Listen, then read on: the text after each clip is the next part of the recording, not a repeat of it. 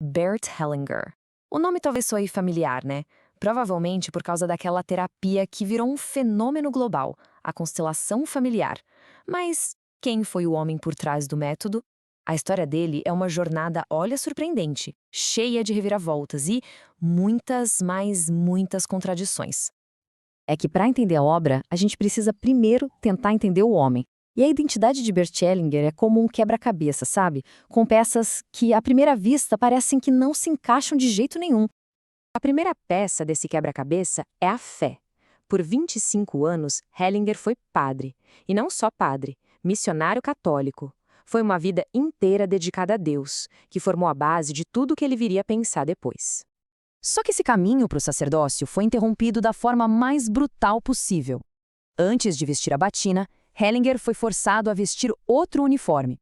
Com 17 anos, ele se viu no meio da Segunda Guerra Mundial, lutando pelo exército alemão.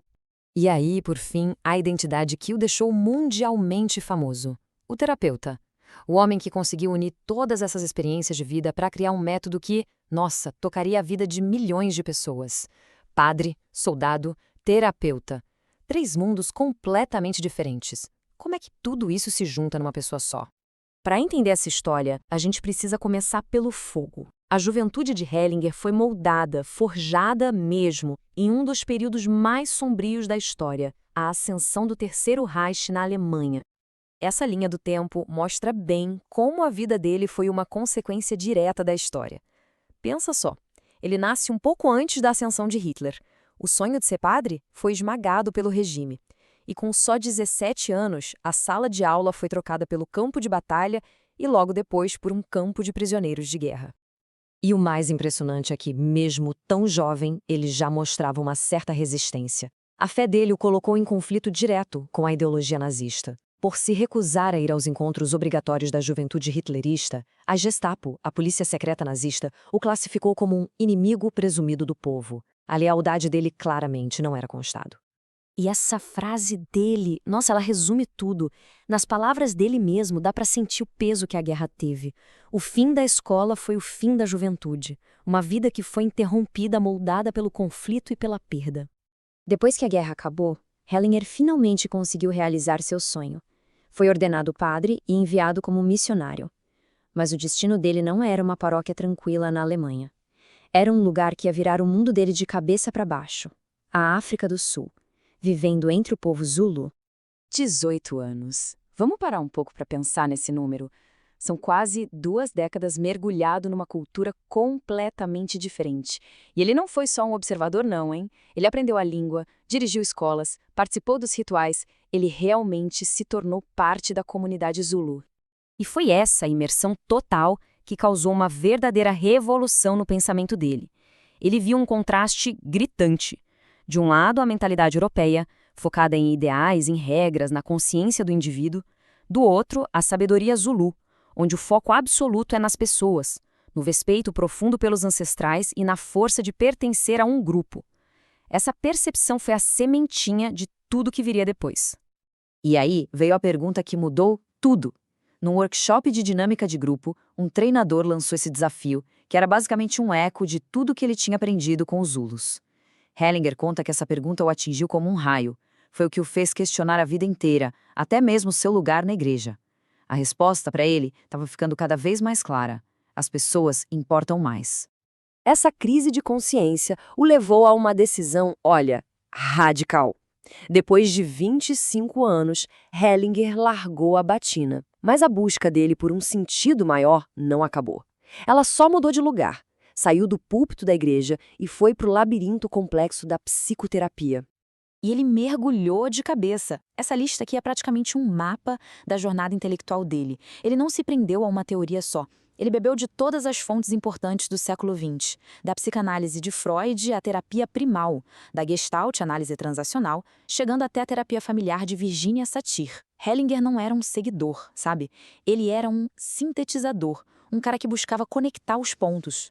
E aí, depois de anos estudando, sintetizando, buscando, aconteceu uma coisa. O momento em que toda aquela jornada, o soldado, o padre, o estudante de psicoterapia, tudo convergiu para uma experiência que ele mesmo chamou de inexplicável. Foi num workshop com a terapeuta Thea Schoenfelder. Pediram para ele uma coisa simples, ficar de pé no meio da sala para representar o pai de outra pessoa do grupo. Hellinger não sabia absolutamente nada sobre aquela família, mas de repente ele foi tomado por emoções, pensamentos e até impulsos físicos que não eram dele. Ele estava sentindo como se fosse aquele pai. Racionalmente, não fazia o menor sentido, mas a experiência foi tão forte que não dava para negar. Ele descreveu uma certeza absoluta de que tinha tocado em algo real, profundo, uma força invisível que conecta os membros de uma família através das gerações. Naquele momento, a busca tinha acabado. Ele tinha encontrado o trabalho da sua vida. Então, o que é, afinal, esse método que ele desenvolveu? Basicamente, é uma forma de criar um mapa vivo do sistema familiar da pessoa. Pessoas do grupo são convidadas para representar membros da família de um cliente. E o jeito como esses representantes se posicionam, o que eles sentem, como interagem, tudo isso começa a revelar as dinâmicas ocultas, os segredos, as lealdades invisíveis que atravessam gerações e afetam a vida do cliente hoje. Observando milhares e milhares dessas constelações, Hellinger percebeu que as famílias, como sistemas, parecem ser guiadas por leis invisíveis, que ele chamou de ordens do amor. São 3 princípios básicos. O primeiro, pertencimento. Ninguém da família, vivo ou morto, pode ser excluído ou esquecido. Segundo, hierarquia. Quem veio antes tem prioridade. E terceiro, equilíbrio. Tem que existir um equilíbrio justo no dar e receber dos relacionamentos. Segundo Hellinger, quando uma dessas ordens é quebrada, o sistema inteiro busca uma compensação, e muitas vezes essa compensação aparece como o sofrimento de um membro das gerações futuras. E o método se espalhou que nem fogo. Hellinger se tornou uma celebridade global no mundo da terapia. Só que, conforme a fama dele explodia, a controvérsia vinha junto. O legado dele é uma moeda de 2 lados. De um, a aclamação de um gênio. Do outro, a crítica a um guru perigoso. Essa linha do tempo aqui captura essa tensão perfeitamente. De um lado, o sucesso estrondoso, livro best-seller, um prêmio Nobel alternativo. Mas do outro, os momentos que abalaram a reputação dele. Acusações seríssimas depois da morte de uma participante, um texto sobre Hitler que causou um escândalo público e, por fim, o rompimento oficial com a própria comunidade terapêutica que ele ajudou a inspirar. E no meio dessa tempestade de críticas, a resposta de Hellinger foi o silêncio. Ele nunca se defendeu publicamente, nunca respondeu aos críticos. Uma escolha que, para alguns, era sinal de sabedoria e, para outros, de arrogância. Isso adicionou uma camada final de mistério à figura dele. O que nos traz de volta à pergunta central: gênio ou guru? Um visionário que revelou forças ocultas que nos governam ou uma figura polêmica cujos métodos passaram de limites perigosos?